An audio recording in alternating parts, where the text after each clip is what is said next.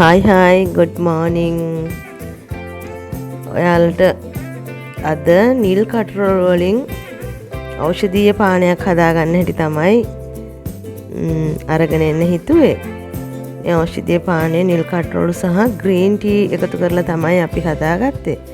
මේ රිචිල්ටා Ceylon T එකේ green T එක.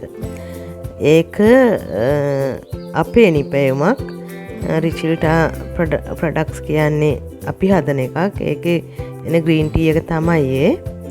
ඉතින් අපි මේ සෝදලා පිරිසුදු කරගෙන මේ වතුර ඉවත් කරගත්ත නිල් කටරොල් මල් වලට ග්‍රීන් ටී වලින් සුළු ප්‍රමාණයක් දාලා උණු වතුර ටිකක් දාලා තමයි අපි මේ තියලා තියන්නේ. එකක් තමයි නිල් කටරොල් වල තියෙන ඒ සාරය මේ වතුර වලට මුසු වෙන්න. එතකොට අර නිල් පාට මිශ්‍ර වෙලා එනවා. ඒ වගේම මේ ග්‍රීන් ටී වල තියෙන ඒ මේ ගුණවත් බවත් ඒ උණු වතුරත් එක්ක එන්න අපි මේකට මී පැණි ස්වල්පයක් තමයි දාගත්තේ. මොකද හේතුව අපි ගොඩක් වෙලාවට මේ ඖෂධීය දේවල් හදද්දී පෝෂ්‍යජනක දේවල් හදද්දී මේ සීනි භාවිතා කරන්නේ නැහැ. ශරීරයට අහිතකර වෙන දේවල් භාවිතා කරන්නේ නැහැ.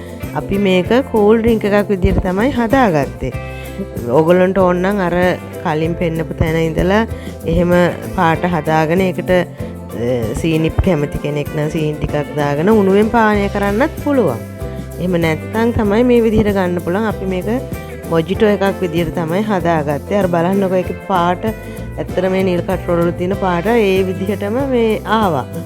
මේ ඊට පස්සේ ඉතින් අපි ඒ ටික අයිස් කැට ටිකක් දාලා මේ ඔගොල්ලොන්ට ඒකට ස්ප්‍රයිට් ලෙමනේඩ් එහෙම නැත්නම් ඒ මොනවත්ම නැතුව නිකම්ම සීනි මුකුත් නැතුව ගන්න පුළුවන් සෝඩා ඒ වගේ මොනවා හරි ටිකක් කවලම් කරලා මේ ඒක අර මොජිටෝ එකක් විදියට පාවිච්චි කරන්න පුළුවන්. අපි මේ හදාගත්තේ මොජිටෝ එකක් විදියට තමයි. අපි ස්ප්‍රයිට් ටිකක් දාගත්තේ. එතකොට අර දැන් මේ වෙද්දී කොහොමත් මේ මොජිටෝ වලට පොඩි ඉල්ලුමක් තියෙනවනේ. ඉතින් ඒක නිසා ගෙදර අයත් එහෙම බොන්න කැමති වෙන නිසා අපි එහෙම තමයි හදාගත්තේ.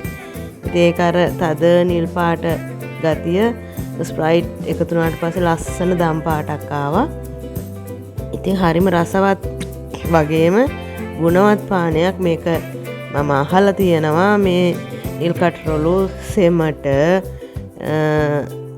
සීනි වලට එහෙම එක එක කැස්ස තියන අයට එක එක දේවල් වලටත් හොඳයි කියලා. ඒ වගේම ඉතින් මේ දවස්වල නිල් කටරොළු කොහොමත් ප්‍රසිද්ධ වෙලා බීම වලට කෑම වලට ගන්නවා. ඊට පස්සේ වර්ණකයක් විදිහට භාවිතා කරනවනේ. ඉතින් ඒක නිසා ගෙදර වෙලේ නිල් කටරොළු ටිකක් තියෙනවා දැකලා තමයි මේක හදන්න ඕනේ කියලා මට හිතුනේ.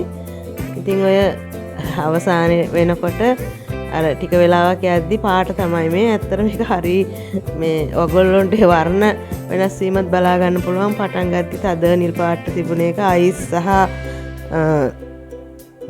මොනවාද ස්ප්‍රයිට් මුසු වුණාට පස්සේ ලස්සන මේ දම් පාටක් ඇවිල්ලා තියෙනවා. ඇත්තට මේක හරි ඇහැට ප්‍රියජනකයි. ඉතින් ගෙදර කවුරු හරි ආපු වෙලාවක උනත් මෙහෙම එකක් හදලා දෙන්න පුළුවන් ඔයාලට.